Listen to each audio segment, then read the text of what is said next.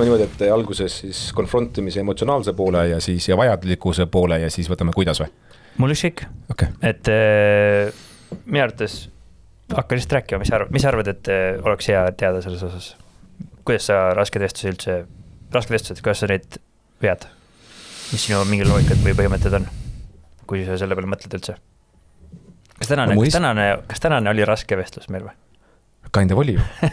Kuidas sa tundsid ennast? Ma pidin umbes suht esimest korda konfrontima sind, et Remo, mul ei ole okei see plaan, mida sa teed nagu. Ja siis mõtlesin, et minul oli see, et kuna see oli, ingeli ka on ju, siis tekitaski kohe sellise, siis see tekitas keskkonna, kus ei saa rasked vestlusi pidada. Ja ma mõtlesin ise selle peale samamoodi, et kahekesi oleks olnud parem, teisalt ma isegi mõtlesin lihtsalt, et mu hinge on nagu... Ta on juba näinud.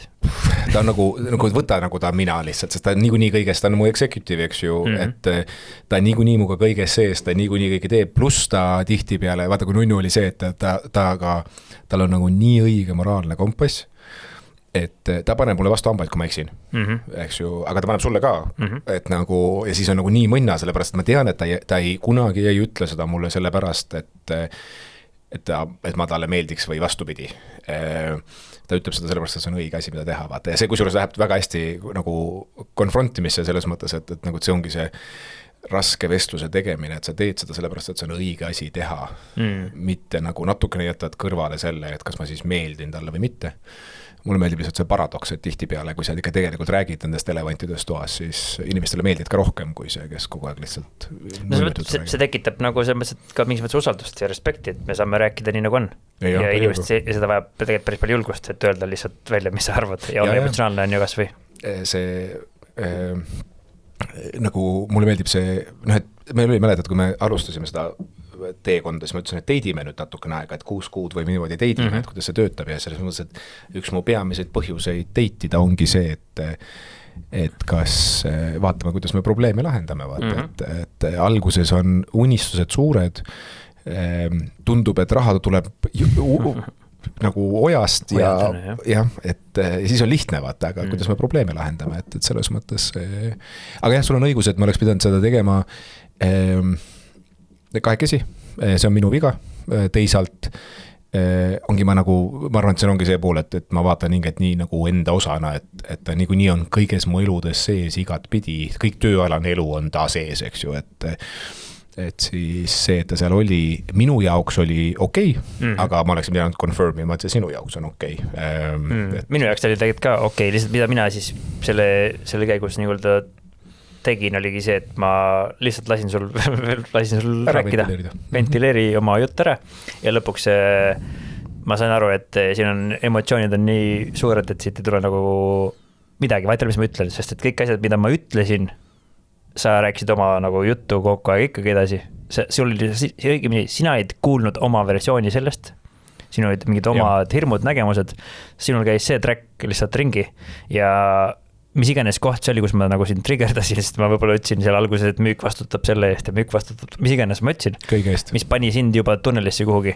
Ja see pani mind tunnelisse ka sellepärast, et ma tundsin, et nagu juhtumas on täpselt see, mis ma arvasin, et ütlesin sulle, et 3 kuud, et ära lase sellel juhtuda ja siis sa tuled ja ütled, Andrus, mul on strateegiline plaan, ma teen täpselt seda, mis et see mõttes, et ja minul oli nagu, ja siiamaani on nagu, ma saan aru, mida teha ja see oli ka see, et miks ma tundsin, et minus oli emotsioon, aga ma olin nagu teadlik sel hetkel väga hästi, kuidas ma kontrollin oma emotsiooni, mina tundsin, milline on sinu emotsioon, vaatasin, milline hinge on, mõtlesin, mis on minu sõnad, mida ma ütlema peaksin, kuidas ma selle asja kokku, eks mul nagu ma olin nagu detached, selles mõttes, et ma olin piisavalt palju detached, et saad aru, et siit tuleb midagi, siit tuleb hiljem. No aeg sai otsa ka, eks ju, aeg tuleb saved by the bell. Et seal ei olnud midagi eriti. Et ka kogu, et see ongi, õppetund on see, et see sama kõigepealt omavahel on vaja asjad nagu ära konfirmida lihtsamini, selgemini. Meie kokkuvõttes, ega me ei saa vältida üks olukorda, sest need juhtuvad niikuinii. Need juhtuvad niikuinii. Ma arvan, et see... Ja ma arvan, et see oli nagu okei, et see on see, kuidas me seda olukorda lahendasime tegelikult. Ma arvan ka, et selles mõttes asjad tuleb selgeks rääkida. Alati on siit õppida, vaata, siin on see nagu meie lahingreeglitest, see on ka selle miksi teadmine, eks ju, et mis minu jaoks, ma arvan, et kui sa küsid, et mis see triggerdas, ma tunnen, et me muutsime natukene miksi, eks ju, et nagu et kõik meie varasemad vestlused sellel teemal on olnud sõna otseses mõttes kuu ajas, noh, et mis me teeme kuu aega, eks ju. Ja siis sa täna hommikul tulid ja ütlesid, et ei, et ma tahaks üldse tervet strateegilist plaani natukene muuta, eks ju, et mul nagu, et no see, mida ma olen valmis tegema kuu aega, ei ole nagu hea pikaajaline plaan. Ja kui sellest rääkisime valest asjast, 2 valest asjast, ehk siis mina tegelikult ei tulnudki rääkima sellest, mis me järgmine kuu teeme, ehk siis selle. Ja mina tulin. Ja sina tulid sellest rääkima ja mina rääkisin pikast plaanist ja sina mõtlesid lühiajaliselt ja kokkuvõttes olid käärid ja väga lihtne tuligi error kohe. Miks oli puudu ju? Et nagu selles mõttes see ikkagi vana asi, et pane kokkusaamiste teemasse agenda, mis on korralikult lahti seletatud, mis see agenda on, mitte ära eelda, et teine pool mäletab või vahepeal ei ole asjad muutunud, eks ju, et mulle tundus plaani on ka natukene muutunud. No minul väiksed detailid muutud kogu aeg, et see mõttes, et see ongi nagu siuke, aga minu enda jaoks on võib-olla väga selge ja lihtne, aga jällegi kommunikeerida seda kellegi teisele, kellel on samal ajal mingid muud asjad toimus, siis sinna vahele visata seda teemat, ehk siis ülioluline raskete vestluste või üldse vestluste pool on see, et ajastus ka, kuna sa seda vestlust pead, millisel hetkel seda infot nagu tood, sest et kui teine on endiselt oma süvamõtlemise perioodis mõtles mingit muud asja, siis ega ta ei suudagi keskenduda praegu sellele teemale, et tulla korraks välja ennast nii kaugele tõmmata. No ja, aga ma täna lihtsalt, ma tunnen, et me lihtsalt sattusime raskesse vestlusse, kummagil ei olnud plaani seda ju, et selles mõttes, et pidi olema väga lihtne logistiline vestlus, kus me lihtsalt arutame ära, kes mida teeb. Et selles mõttes kõigeks selleks ei saagi valmis olla. Aga kui sa pead nagu õpetama kellelegi või kui sa oled õpetanud raske vestluse pidamist, siis mis sa esimese asjana üldse näinud oled, mis on need võib-olla errorid, mida sinu mentoritatavat teinud on ja kus otsast alustad üldse? Kus otsast alustad kellegile õpetamist, kus raske vestlus pidada? Mina tavaliselt alustan sellest emotsionaalsest poolest. Et minu mõelest see, kuidas teha, on suhteliselt lihtne, aga pigem ma tunnen, et me nagu ei taha seda teha, sest nagu kui mina pean tähelepanu pöörama millegile, mida sina, Remo, peaksid teistmoodi tegema, siis see on ju raske.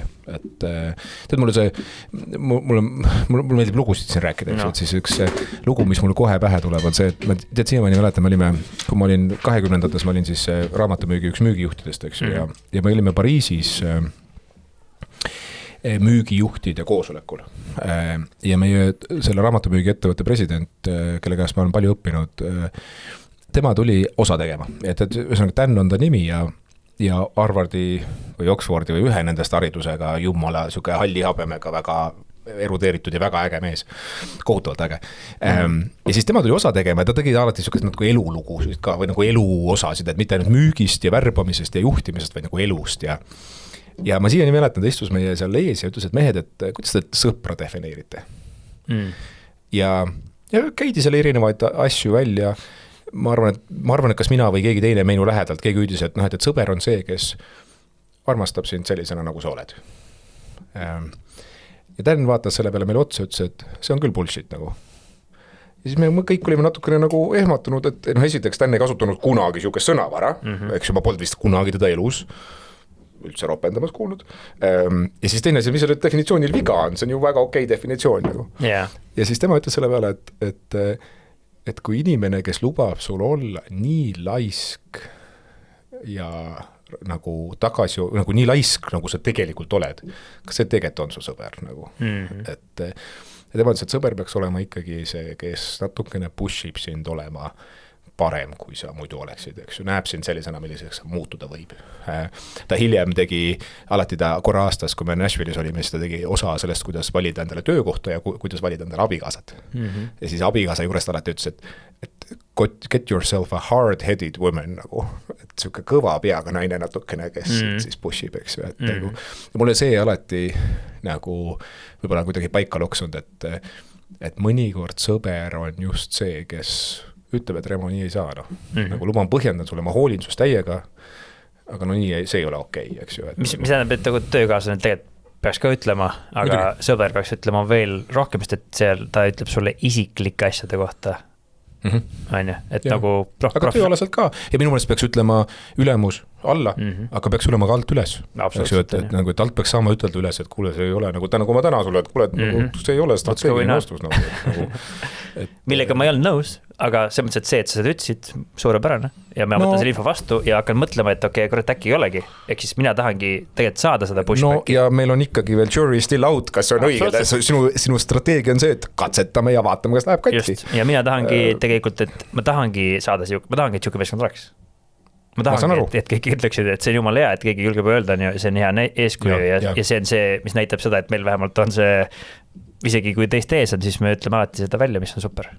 Ja see on nagu ideaalne. Et sinu siis esimene asi ongi see, et sa räägid sellest emotsioonist. Sellest emotsioonist, et me lihtsalt ei taha neid raskeid vestlusi teha, aga tegelikult nagu mulle meeldib see, kuskil sotsiaalmeedias oli see, keegi ütles, et kellegi ema ütles, et ütleme siis, et kellegi ema ütles, et kui sa väldid lühiajalisi raskeid vestlusi, siis sa vahetad need lühiajalised rasked vestlused pikaajalisteks dysfunctioniteks või mis iganes see eesti keeles on nagu mitte toimivuseks, eks ju, et no sul lükkad edasi lihtsalt seda ja lõpuks sul tuleb veel hullem see kui kasvab ja mille järgi sa vaatad nagu, et kui vara sa hakkad ütlema, kas sa kohe esimesi punaseid lippe või on sul endal ka, et noh, et hakkab ju, sa hakkad nägema punaseid lippe. Et... Mustrit pead nägema, jah. Kui mustrit ei näe, siis ei...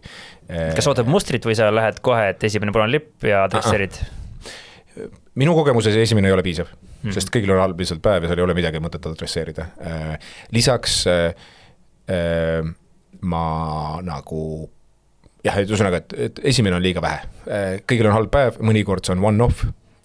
Sul ei ole piisavalt deitat ja teisest küljest ka isegi sul on õigus selle esimese punase lipu peale, siis seda maru lihtne õhku lasta. Eks ju, esimene punane lipp on seda mul seda halb päev, et nagu, et siis, tead, siin on järgmine lugu. Mu pinginaaber, üks mu parimaid sõpru oli aastaid õiguskantsleri juures järelevalves. Ja siis tema ütles, kusjuures ta nagu hiljem rakendas seda juhina väga tihti. Tema mulle kunagi ütles, kui ta noor oli, et vaata, kui ta tegigi järelevalvet ka sõjaväe osadele, et ajateenijaid ei kuritarvatakse, eks ju. Ja see ütles hullult hästi, et ega kuule, ma nagu, kui ma ühe korra midagi märkan, ega ma sellepärast ei hakka kindralile ettekirjutust tegema, nagu ta laseb selle õhku hetkega, mida sa poisike paugud siin, eks ju. Aga kui sa, aga ma lähen vaatan seda ühe korra, kui ma panen seda tähele, siis ma lähen teisel korral vaatan seda veel ja ma vaatan selle kolmanda korra ja kui ma olen 3 korda seda tähele pannud, 3 erineval korral dokumenteerinud, noh. No nii nagu sa mulle ütlesid, et tuleb välja, et sa ikkagi ei ole pisi, vaid sa ei oska oma aega planeerida.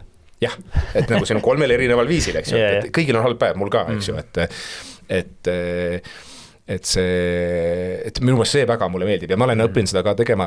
Lisaks vaata, ma nagu neid lugusid võin veel tuua, aga üks mu töökaaslane kunagi aastaid tagasi nagu ta nagu sõna otses mõttes tõmbas tervele meeskonnale lõuga verbaalselt nagu ja no ma mõtlesin lihtsalt halb päev, aga siis tuli järgmine päev ja pani ka kõigile. Ja teisel päeval, kui ta seda tegi, siis koleerik minu astus juba välja, ütles, et see ei ole okei. Ja siis sai mina täiega pasunasse nagu. Ja tead, ma jõudsin, nagu ta oli mu top producer, nagu väga hästi müüs. Ja ma jõudsin täitsa sinna kohta, et kuule, et kui see poiss niimoodi edasi paneb, ma pean ta lahti laskma nagu, sest nagu, noh, sa ei saa sihukese inimesega koos töötada, kui ta niimoodi täiesti valimatult, eks ju. Ja ma jõudsin nagu täitsa nagu, aga siis, kui ma proovisin sellest nagu jälle vaikselt rääkida, sain jälle vastu hambaid nagu ja siis ma lõpuks ütlesin talle, et kuule, et ma ei tea, mis meil toimub, aga noh, ma tavaliselt leian suga ühise keele. Aga nüüd viimased nädal aega on nagu ikka väga raske olnud nagu, et mis ma valesti teen nagu. Ja, aga see on olnud siis vaata, siin on nagu nurk, kust kohas sa nagu lähened läbi iseenda, et mida ma valesti teen, et mis see teema on või? No, vähemalt tollal seda tegin, ma ei tea, kas mul see strateegiline on. Aga tollel hetkel ma lihtsalt tundsin, et ma ei taha teda lahti lasta, kui ma ei saa eleveitida. Ma olen juba sammud ära eleveitinud, mis ma olen ära eleveitinud, eks ju, muutust ei ole meil ja meil ühist keelt ei ole, siis ma tavaliselt proovin küll nagu, et ma olen piisavalt palju elus eksinud, nii et ma tunnen, et kuule, et äkki ma tegin midagi valesti.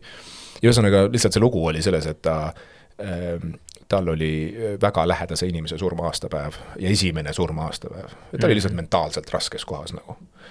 Noh, aga mina oleks ta peaaegu lahti lasknud selle peale nagu, et no see on ka ikka väga vale juhtimismetoodika, et inimesel on lihtsalt abi vaja, aga ma ei teadnud ja ta ei väljendanud. Tegelikult on oluline aru saada, et mis tegelikult toimub. Nagu, tegelikult on vaja seda aru saada. Jah, et nagu, ja ta ka ei suutnud seda ilmselt artikuleerida. Te ise ka tead, mis seda toimub, sest et kui ilmselt omavahelise vestluses ta pidi hakkab mõtlema, et korrati, et mis ma siis käitun niimoodi, et kui sina ütled, et ma käitun täiesti teistmoodi vahepeal. Aga mul tundub, et see on võimalus tekkida sellise asja siis, kui te olete alguses ikkagi oma eeldused ja ootused kokku pandud, leppinud. Ja tihtipeale mulle tundub, et eeldusi ja ootusi ei lepita piisavalt palju kokku, ehk siis kuidas me üksteisele tagasi anname. kuidas me üldse omavahel räägime ja nüüd, kui sa alguses kokku ära lepid, siis tegelikult ongi, siis me oleme kokku leppinud, no mis nüüd ikka, läheme räägime, vaata. Aga kui sul seda kokkulepet pole, mis enamasti mulle tundub, et on puudu. Enamasti on puudu. Ja isegi kui sa oled need seadnud, mina kui teen iga uue meeskonna liikmega, sinuga ka vist kõige esimese ma ütlesin, et me tegime pool aastat rääkisime oma juttu. Et ma tahan, näiteks üks asi, mis ma ütlengi alati on see, et ma tahaks, et me avalikult nagu hoiame üksteist, aga omavahel oleme karmid, eks ju. Aga selles mõttes, et jah, sa pead seda paremini artikuleerima, teisalt ma olen kogenud ka seda, et ega sellest, et sa ühe korra räägid, sellest ei piisa, et no sa pead seda näitama ikkagi läbivalt, et see nii on päriselt ka, et see, mis me kokku lepime ja tegema raskeid vestlusi, kui inimesed ei tee seda.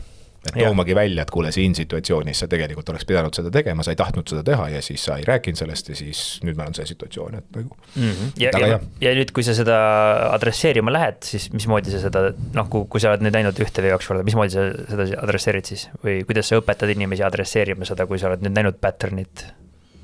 Okei, sulle ei meeldi see no nii, sina oled see, et teeme kohe otse ja kõik ütleme ära ja nii on vaatame mulle meeldib see, mis sulle ei meeldib, mulle meeldib see võileiva meetod, aga mul on parem võileib lihtsalt no, et kui sa lähed kaapi lahti seda õhku tegema, et selles mõttes, et võileiva meetodil ei ole mitte midagi valesti, ta lihtsalt on valesti tehtud tihti peale et tavainimene võileiva meetodit teeb sedega, et Remo, sa oled tubli, aga see, kuidas sa käitud, on täiesti ebaaktsepteeritav, aga no muidu oled tubli poiss, noh, et siis, ühesõnaga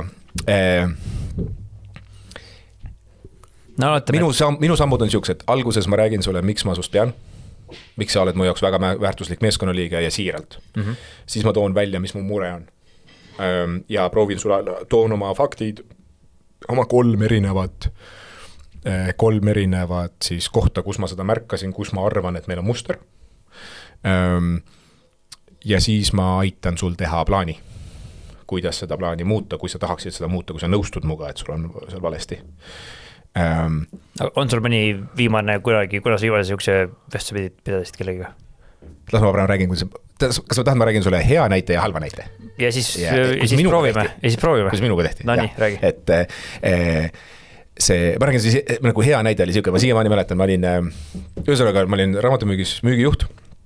Meil oli üks väga raske aasta, meil oli Facebooki suureks minemisel, Eesti tudengid läksid korraks vairaliks ja meil oli väga raske aasta, meil oli aasta, kus me kaotasime siuke pooled kesktaseme juhtidest. Läksid vairaliks?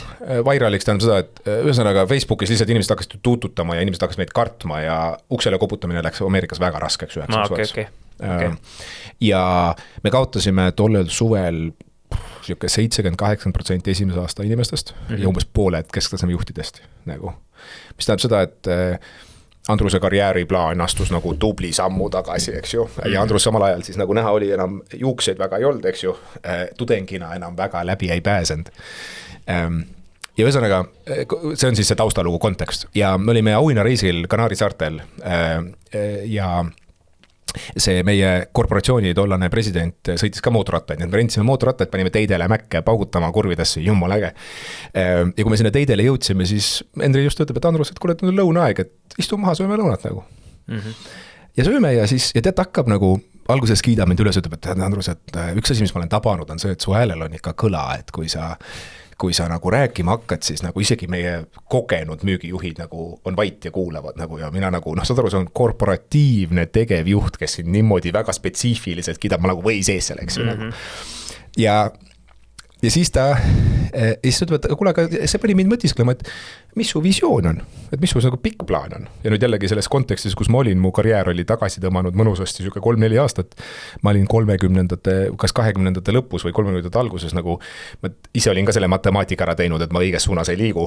Ja kuna ta oli mind üles kiitud ja me olime koos mootorrattaid just sõitnud, siis mina olin nagu, et aitäh, et sa küsid, mul pole mingit visiooni nagu, mina ei tea, mis ma elult tahan, nagu ma ei tea, kuhu ma lähen. Ja ta võttis nagu ülejäänud lõuna ja aitas mul plaani teha. Kuidas seda muuta, kuidas seda paremaks saada, lõpetas siukse, et kui sa nüüd seda plaani jälgid, mis me teeme, nagu ühesõnaga ta vähemalt aitas mul näha viisi, kuidas ma võiksin sinna jõuda nagu. Eks ta tegelikult küsis su käest küsimusi. Ja natukene andis beliefi juurde ja näitas lugusid teistest inimest, kes samas situatsioonis, eks ju. Aga lihtsalt, et et ma siiamaani arvan, et see oli üks meie kõige, nagu üks siukseid vestlusi, mis mind kõige rohkem aitas, ma hullult hindan seda vestlust. Eks ju, aga hiljem, kui ma siis nagu materjal hakkasin lugema, siis ma avastasin, et täiesti by the book pani, vaata, tegelikult tal oli mure, ta suure tõenäosusega planeeris selle ette, ta võttis, ma võtan selle poisi nüüd mootorratas sõitma ja siis ma võtan ta rahulikult ette, vaatan, et see ei ole okei, kus sa praegu aga see ongi see, seda mina nimetan nagu, see ongi see esimene indirect, nagu sa lähed küsima, sa lähed, põhimõtteliselt tema läks otsima, mida tema valesti teeb, mida ta sulle ei ole andnud, mida on see, mida tema saaks teha selle jaoks, et sina õnnestuksid. Ja ta tegi seda suurepäraselt ja elegantselt, küsis ühe küsimuse, sina leidsid selle ja saitegi lahenduseni. Nüüd sealt on siis see potentsiaal, et okei, me teeme selle asja ära, tuleb järgmine kohtumine, aga saad ikka samas kohas, oled ikka kinni. Ehk siis, jah, see esimene vestlus oli lahe, plaan sai paika, läheb, ma ei tea, 2 nädalat mööda, aga see, mida sa lubasid teha, ei juhtunud. Mis siis juhtub? Suhteliselt sama metoodika, lihtsalt nüüd on teistsugune probleem ka, et nüüd sa siis ütled jällegi endiselt, et siin on need põhjused, miks ma sind hindan. Siin on mu mure ja vaata, me murest rääkisime 6 aega tagasi ka, sa tegelikult ei ole seda, kus ma saan õigesti aru, et tegelikult ei ole progressi olnud. Nagu oli meil vale plaan, kuidas me seda lahendame nagu. Ja kui eelmine kord me rääkisime ja see ei toimunud, siis mida me seekord saame teha selleks, et see seekord päriselt toimuks. Ja nüüd tavai leidsime meile lahenduse plaani, ütleb 3. kord. Teisel korral mina tavaliselt ikkagi, kui ma nüüd treenerina seda teen või juhina seda teeksin, siis juba teisel korral ma tahaks, et tavai, paneme nüüd midagi vahele ka. Ja mis see tähendab vahele paneme? No sõltub, mis rollis sa oled, eks ju. Mina tavaliselt teen, et nagu, ma ei tea, nagu, et ma ei tea, mis oleks hea nagu. Ma tean, me Timoga tegime seda, et kui ma seda ei tee, siis ma pean EKRE-le 5 sotti kandma. No täpselt, kui sa oled, või siis vastupidi, või reformile, kui oled kummas poolt sa oled, eks ju, täiega. Et ma panen tavaliselt midagi vahele, aga ainult sul on vaja seda nõusolekut, et kas ta päriselt tahab seda muuta, vaata, et mõnikord ikkagi, eriti kui sa seda juhina allapoole teed, siis nagu inimesed noogutavad kaasa, ütlevad, et jaa, seda peaks tegema. Oled sa midagi veel, mis sul on sul mõni mälestus, mida sa oled vahele pannud kellega või? Oma igasugust ägedad, ma treenerina, vaata müügitreenerina, ma teen seda kogu aeg. Treenerina on nagu. Sest see on nii, ja seal ongi just see, et mina ei ole, ma alati ütlen, et mina ei ole su ülemus, ma ei ole abikaasa, mulle agendat ei ole, sina annad mulle agenda, mina aitan sind sinna saada, et nagu mina rohkem palka ei saa, kui sina rohkem tööd teed, sina saad rohkem palka, eks ju. Nii et siis me teeme nagu, mul Peeter pani vahele selle, et ta läheb ekstra abikaasa aeda trimmerdama. Päriselt mees sõna härgas arvest läks ka. Ehk siis see peab olema karistus. Ja ma alati ütlen, et just vaata sellele, et EKRE-le siis, kui sa oled Reformierakond, eks ju, kui sa oled ise, nagu siis Reformile. Et kui ma olen nagu vastasele justkui nii-öelda. Nagu, et kui mu lemmik hea tegevus on koerte vaigupaigale raha anda, siis see ei ole karistus. Nagu jah, et see on nagu pigem, et ei teinud tööd, aga vähemalt ma saan oma lemmik hea tegevusega tegutseda, eks ju. Okei, aga me panime vahele selle ja nüüd endiselt ei õnnestunud ja nüüd on justkui nagu see, et see nüüd võib tekitada potentsiaalselt nüüd selle olukorra vaata, kus on nagu ekstra nüüd kass.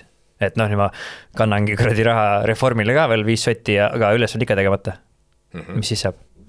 Aga nüüd ma istuks ja küsiks, et mulle sa minuga oled teinud, et vaata ma alati ütlen, et ma oma korleerilisust välja ei lülita. Et siis nagu mõnikord võib-olla me lihtsalt tahamegi eesmärki, mis ei ole tehtav. Seal situatsioonis sa ütledki, et võtame vastutuse sellest ja ütleme, et nagu sa mind panid ütlema, et ma olengi siuke nagu ma olen. Ma loodan, et mu plussid kaaluvad mu miinused üle. Ehk siis me hakkame reaalselt vaatamegi seda, et kas siis reaalselt me oleme nõus sinu selles mõttes selle shortcominguga antud valdkonnas, mis iganes see ka oleks. Ma suudan sulle teise koha leida. Ja absoluutselt on jah. Ja sa võid, ja kui sul on nagu puhtalt, et nagu meil on karistust vaja, siis sa võid ju boonuseid ära võtta, lepingutingimusi saab muuta, auto ära võtta, eks ju, sa saad nagu elevate ida. No ühesõnaga kokkuvõttes on see, et see tõenäoliselt on seotud ju mingi, see peaks olema selgitatav sellega, et okei, kui me seda ei too, siis sa põhimõtteliselt, ma ei tea, ei loo, üks variant on numbrites, nagu et tavai, et selle tulemusena sa oled praegu niivõrd tootlik, nüüd me saame sinusse investeerida nii palju, see on puhtalt numbriline, aga kui ei ole võimalik numbritega võtta ja kui ei ole midagi nagu ära võtta, et tavalisel inimesel kuskil tavalises töös, tavavestluses ei ole nagu midagi nagu otseselt ära võtta, nii et palk on täpselt nii palju, kui saab, aga nüüd seda kompetentsi nagu pole. no sellisel juhul sul on võimalik ka seda kas lahti lasta või välja vahetada, võib saada teda kooli. Treenida, on ju. Sa saad teda treenida. Ehk siis järgmine level olekski mingis mõttes treeningplaan potentsiaalne. Treeningplaan. Pluss vaata see, mina treenerina väga tihti, kui inimesed on, no sõltub milline see ülesanne on, eks ju, kui tal kompetentsi ei ole, siis ma saan treenida. Kui tal lihtsalt ei ole, nagu ta lihtsalt ei tee, siis mina teen ka koos. Et näiteks, et mul on, kui mina treenin müügiinimesi ja müügiinimesel on mingi paduhirm helistamise ees, lihtsalt nagu kuidagi ei suuda panna ennast toru tõstma, siis ma olen teinud elus väga palju selliseid sessioneid, et mul on enda calling session, ütleme reede pärastlõunal. Ma panen Teamsi käima, tema tuleb sisse ja siis teeme vaheldumisi, mina teen kõne, tema teeb kõne, mina mõlemad, kui öelda siis klienti, meie üksteise kliente ei kuule, sellepärast et siis privaatsus säilib, eks ju, aga oma loba ju kuuleme, eks ju. Ja siis teeme koos. Vaata, ma toon sulle siukse näite, mulle ikka meeldib kohutavalt see jõusaali näide, et ma proovisin aastaid jõusaali minna, ei saanud, võtsin endale treener ootab mind iga hommik seal. Või no mitte iga hommik, aga 2 korda nädalas hommikul ta ootab mind seal. Ma jõuan sinna, sest juba, saad aru, see ei ole mitte see, et ma tahan seda vähem või rohkem, ma lihtsalt ei taha teda üle lasta. Absoluutselt, accountability, eks ju, et mõnikord saab ka sellega, et nagu on rohkem vahendeid kui nagu nii-öelda tee lihtsalt, et mulle meeldib alati seda võrdlust tuua, et kui ma mootorrattatrennis käin, et kui ilma treenerita nagu umbes, et mul treener võiks mulle otsa vaadata, öelda, et Andrus, sõida kiiremini. Noh, see on täpselt see, et müü rohkem müügimehele nagu. No jaa, aga... Mul on öeldud ühe korra niimoodi. Müüge rohkem, müüge kiiremini. Et see eeldus on siis see, et me hetkel üritame võimalikult aeglaselt müüa ja nüüd ainuke asi, mis me tegema, on lihtsalt kiiremini seda tegema. Täpselt, eks. Et nagu... Oleks see, selle peale tundnud. Et nagu see ei ole ju nagu...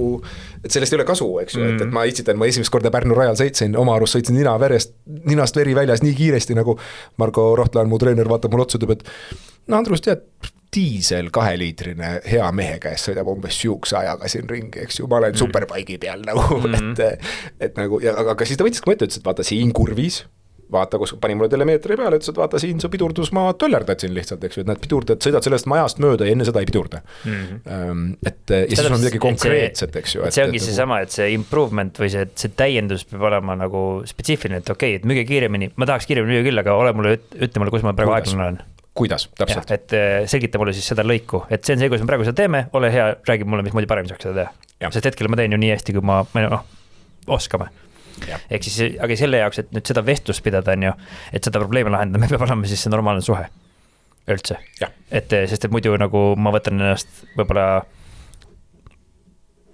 ma olen nagu võib-olla, nagu ma olen, mis on see eesti keeles, nii insecure on?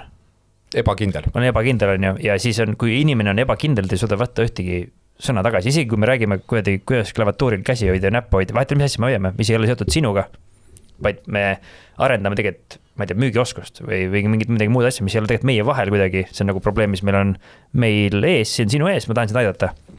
Oled sa kunagi olnud ka olukorras, kus see teine inimene on niivõrd nagu ebakindel oma isendas, sest et ongi, ma ei tea, mis iganes tal juhtunud on elus, kuradi raske lapsepõlv, mis iganes suhted halvad olnud, et kus see nagu see probleem või see tundlikkus on niivõrd sügav või niivõrd nagu tõsine, et asi ei ole isegi siin selles, et ma lihtsalt ei saagi sulle ühtegi tagasi anda, sest et ei olegi võimalik, sa ei võta vastu seda. Ikka olen ju. Mis siis teinud? Et kliendiga on nagu mingis mõttes lihtne, on ju, see mõttes, et sa... Need inimesed müüki väga harva satuvad üldse, eks ju, selles mõttes, et need sorteeritakse väga varakult välja, nad tavaliselt mõõta ei jõua. Aga see ongi, mina vaatan niimoodi, et minu ülesanne on proovida sind aidata. Nagu, aga me ei ole, ma alati ütlen, et lõpuks on see ikkagi äri, et me ei ole rehab kliinik, eks ju, et seal on mingi piir. Võib-olla see, ma ei tea, kas see selline viis on nagu väga otse öelda inimesel, kes on siis insecure on ju, kellel on see mure, et talle siuke otse öelda, et me ei ole rehab kliinik, kõlab päris nagu harshilt või mitte või? Ei, no ma talle niimoodi ütleks, aga mu see kava oli siis, kui ma õpetan seda niimoodi, siis ma põgam võtavast niimoodi, ma esimest korda räägin, siis ma annan sulle aega, et muuta, eks ju, ja annan sulle tuge, mis iganes sul on vaja selleks, et seda muuta, teeme koos või annad õpetan sulle, kuidas kiiremini sõita, eks ju. Siis teist korda ma räägin ja lihtsalt sa tahad ja me paneme plaani paika ja nüüd ma panen kirjalikult ka, et leppisime siis Remo kokku, et järgmise 6 aja jooksul sa teed niimoodi. 3. korral ma räägin, panen kirja ja ma võtaks sult boonused ära või midagi, ütleme, et nüüd on niimoodi, et tööautot kas see on niimoodi, et sa annad teada ka, et mis järgmine kord juhtuma hakkab, kui sa seda ära ei tee või? Ja siis 3. korral ma ütlen, et kui me 4. korda sellest rääkima peame, siis ma lasen su lahti. Ehk siis sa oled väga otsekohene mingis mõttes ja nii-öelda ütleme siis brutaalne mõne jaoks. Võib see olla brutaalne justkui viis, kuidas seda teha. Aga kuidas sa selle või ma ei tea, kus sa see alguse sai, kas sa oled alati niimoodi seda teinud või on sul olnud ka hetki, kus sa oled mõelnud, kurat, see teine on inimene, et oled sa kunagi olnud ka liiga äärmuses kaastundlik? Ja, täiega. Ma tunnen üldse, et ma olen oma elus, kui ma juhina olen, siis ma olen mingi pärast naiste rahvaste vastu oli rahkem, kui ma olen meeste rahvaste. Meeste rahvaste nüüd on juba 3. korral, et kurat, harden the fuck up ja nagu miks sa nagu, et mul oli üks Läti poiss, kelle ma täitsa ära hirmutasin, ütlesin talle, et kurat, 10 aastat oled minu juures ikka ei oska hinna vastulauset katta, et nagu müügitreener nagu, ta ikka solvus päris korralikult sellest, eks ju. Tütarlastega on see, et ma ei tea, sul ongi lapsed kodus ja ei ootagi sult midagi väga palju ja nii edasi, eks ju, et aga selles mõttes, et ma ei ole nagu liiga harsh, et ma vaatan niimoodi, et mu mõttekäik on see, et see muutumine võiks olla siuke 6-kuune protsess. Eks ju, et inimese muutumine või? Ja, et ma ikkagi räägin, ma annan talle aega muutuda, otsin uute 3 punast lippu, eks ju, või seda, eks ju, siis annan talle alla, räägin ja annan talle tuge, et mis sul vaja on, et selleks seda muuta, vaata. Ja osaliselt ka muidugi küsimus on lihtsalt selles, et kas ta üldse suudab seda muuta, eks ju, kas ta ka tahab seda muuta. Et mina toon alati oma seda poolt välja, eks ju, et ma olengi koleeriline, et kui sa tahad must teha nunnud, pehmet inimest, siis nagu nii ei tule ära. Tahad minust teha pikkad juustelist inimest päris kauale paega? Siis ei tule ära nagu, või ma ei tea, võib-olla peaks Türki minema. Aastaid peaks kasvatama vist hakkama saa. Ei, see on vist isegi, see on nagu opereerida vaja, kui ainult kasvatamises küsimus, et sellepärast ka mingis mõttes ongi onboarding on ju, nagu 6 kuud või 4 kuud on see kokkuleppe aeg, et tegelikult see ongi nüüd, siis küsimus on jällegi, mulle tundub, et mis seal võib olla see, et seal ei panna siis piisab palju rõhku, et lihtsalt tegeleda selle inimesega. Täiega. Ei, aga mina tunnen, üks asi, et onboarding, teine teema, kus mina näen oma juhtetreenida hästi palju on see, et kui me värbame ilgelt kiiresti, tahame lihtsalt ära otsustada nagu, selle asemel, et mina alati ütlen, et onboarding protsessis sa valid teda juba enda raha eest. Eks ju, sa maksad talle palka sellel hetkel, kui sa teda onboardid. Valikuprotsessil käib ta sinu raha eest, et mina alati ütleks, et tee see valikuprotsess aeglasemaks, kui sa oma inimesi võtad, aga nii tihti me anname talle võimaluse, aga see ongi see, et sa annad talle võimaluse, nüüd oled seda juba, ja siis hakkad onboardima, nüüd sa hakkad talle sisse panustama. Ja kui sa sisse panustad, siis mida rohkem sa sinna sisse panustad, seda rohkem sa hakkad oma investeeringut kaitsma. Ja siis enne kui aru saad, sul on ta 1,5 aastat tööl olnud ja nagu mulle meeldib see 2 äärmust, ma ühel hetkel treenisin 2 kinnisvarabüroo juhti ja siis täpselt ühega oli siuke seis, et tema oli äriosakonnas ja eraosakonnas taheti üks tüdruk lahti lasta. Ja kuna mina selles tema osakonnas just otsisime inimesi, me ütlesime, et mulle tundub, et keegi ei ole sellesse tütarlapse eriti väärtust ka pannud, et ma võin proovida nagu. Ja me vahetasime juhti ja 4 kuuga see tüdruk oli top 3, eks ju. Aga teine kinnisvarajuht, ma siiamaani mäletan, kes tuli mulle ühtkord kõnesse, jumala närvis, ütles, et täna lasin ta lahti nagu. Et täna oli nagu see koht, kus oli viimane. Ei, see oli teine lugu, teine inimene täitsa. Aga ta ütles, et täna lasin ta lahti, et nagu viimane piir oli nagu, ja siis ma küsisin, et millal oli esimene hetk, millal sul oli tunne, et tast asja ei saa? Esimesel nädalal. Kaua ta surust tööl oli? 1,5 aastat. Et mina isegi ütleks, et isegi enne, kui sa onboardima hakkad, teeme valikuprotsessis rohkem kui ühe intervjuu.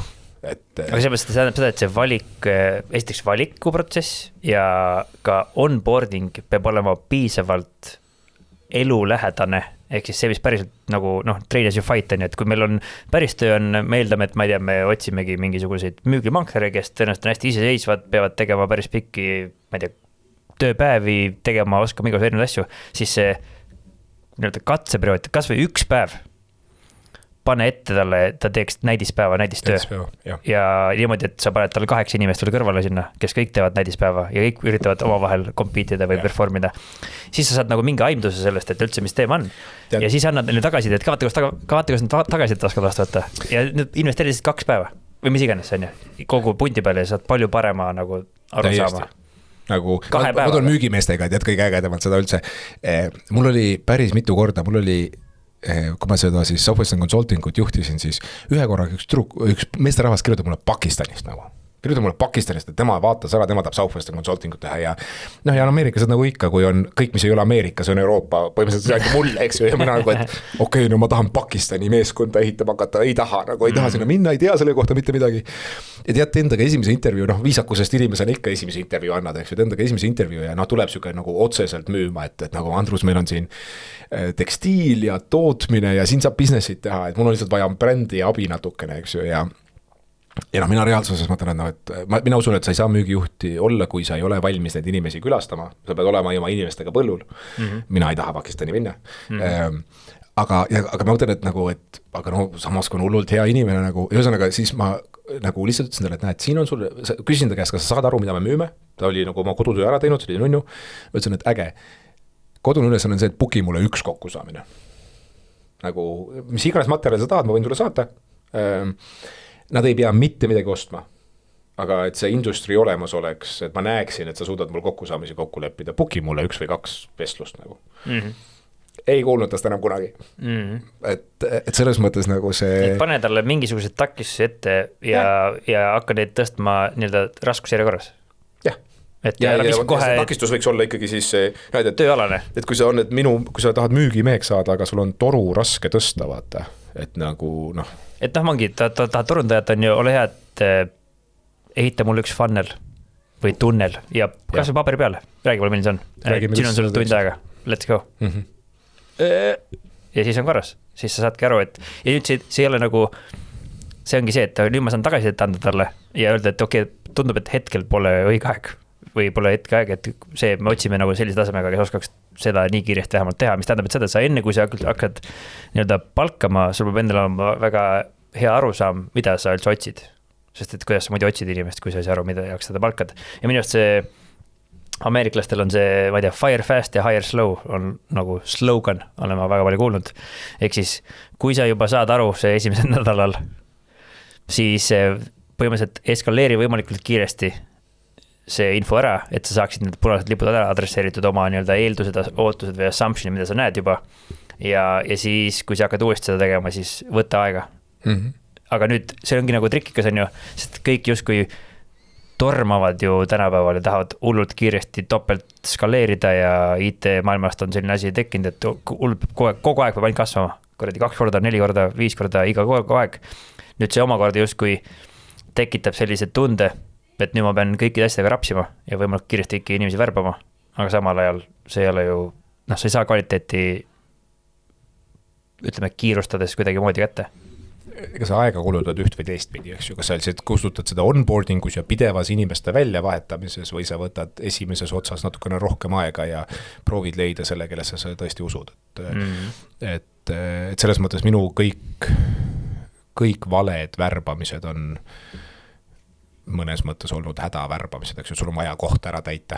Et see on üks asi, mida mina oma treeningus alati juhtidele ütlen, et nii nagu müügiga, sa ei pea alati lepinguid sõlmima, aga sa pead alati olema müümas. Ja minu meelest samamoodi värbamisega, et sa ei pea alati palkama, aga sa peaksid nagu kogu aeg, nagu et mul on olnud juhte, kelle puhul see tegevus, millele me soti vahele paneme, on see, et tal on üks värbamisvestlus nädalas ja see on situatsioonides, kus nad võib-olla ei tahagi värvata, aga meil on vaja, et ta toru oleks täis, et sellel hetkel, kui tal järsku on ressurssi juurde vaja, sellel hetkel meil on nagu nimekiri võtta, mitte me ei ole kitstuledega ja hetkes, et okei, nagu kes mul siis selle tõdeks ära teeks, eks ju, et nagu. Aga no nüüd me oleme juba värbamisse jõudnud, see on eraldi podcast. Ei no, see mõttes, et aga see on nagu jah, see mõttes, et vestlusega ta mingis mõttes läheb kokku, on ju, et kust see kõik pihta hakkab. See hakkab juba sealt peale, aga ma isegi tunnen, et ma isegi tunnen ikkagi, et see esimene vestlus on juba raske vestlus mõne jaoks, et paneme paika eeldused, ootused ja nüüd äkki juba petton, äkki sinu ootused ei lähe kokku minu eeldustega ja siis on jama juba ja ma parem ei hakka rääkima nendest eeldustest, siis on kindel, et me ei räägi sellest ja siis me saame tulevikus kunagi teha, et tegelikult see raske vestlus inimese jaoks võib olla see sama esimene vestlus juba. Istub laua taga. Ja. Mina tegin, kui ma värbasin teiega, siis mul oli eraldi vestlus oli see, et täna räägime asjadest, mis selles töös on erakordselt rasked. Ja ma alati ütlesin, et nagu mul ei ole kunagi olnud inimest, kes on mu peale pahane olnud, et see töö oli parem, kui ta arvas. Aga alati on inimesi, kes ütleb, ma lubasin sulle mingi taevamannad kokku ja tegelikult on jumala crap töö, eks ju. Minuga rääkides alati kõik arvavad, et meil on nagu fucking sest et ma just räägin niimoodi, ma ei oska teistmoodi rääkida. Reaalsus ei ole siuke. Mulle meeldib müügimestel öelda, et kuule, mõnikord ei ole liide. kuidas lahendad, eks ju, et nagu mõnikord müük ei tule, mõnikord su sissetulek ka hädas, eks ju, et siis ütled talle, mäletad, see on see, mis me ütlesime alguses esimesel päeval, et kui liide pole, et mis vastus oli, mäletad? Mõnikord ütleb. Tavai tuleb välja. Et, aga samas ikkagi see, et nad ühe korra sellest rääkisid, aga nad siis ei mäletavad, et siis aitad jälle uuesti. Aga minu see, ma arvan, et isegi suurem mõte sellel rasketel vestlustel on ikkagi see, et nagu seda on vaja teha ja nagu tegelikult siis alt üles ka. Et vaata, mina olen võib-olla selles mõttes, ma olen isikutüübid siuke koleeriline, otsekohene ja pigem nagu inimeste jaoks on hirmus. Või kas sul oli sul hetk ka, kus sa ei olnud siuke või? On sul kolega üldse või? Selles mõttes, et ma pigem 20-ndates tundsin ennast süüdi, et ma nii introvertne olen, sest ma sain nagu palka sellest, et ma tudengitega õlut jõin ja neile nagu visiooni müüsin ja et ma olen nagu alati olnud introvertne ja õrnalt koleeriline, ma arvan, see isikutüüp. Ma arvan, et tüdrukud, kui mu tütred sündisid, ma läksin nagu pehmemaks. Mis tähendab, sa alati nagu pigem paukusid, hoidsid kinni ja siis ütsid või sa lihtsalt lasid päästiku kohe lahti ja olid otsekohene või mida sa mõtled? Ma olen proovinud, ma ei taha lasta kogu aeg päästikut valla lasta, mõnikord see kukub nii välja. Ma arvan, et see kukub pigem välja siis, kui sa oled nagu omadega. Vaevalt, et see nagu klientidega niimoodi. Võib-olla tuleb. Aga see... Mis on samas hea, et see on autentne vähemalt, sa oled sina. Ja. Ma arvan, et see on mu eelis, aga lihtsalt aga ma küll usun, et nagu sellisest, ma lihtsalt ei suuda chit-chatti teha nagu, et ma alati ütlen, et Remo nagu südamesse tõsine vestlus täiega kell 2 öösel ka, kui sa hädas oled, eks ju nagu. Aga see, et me kell 5 õhtul pläkutame, kuidas sul läheb, kuidas sul lastega on, kus sa reisil käisid, nagu ei viitsi lihtsalt nagu. Elu läheb mööda nagu ja nagu ma ei jõua nagu,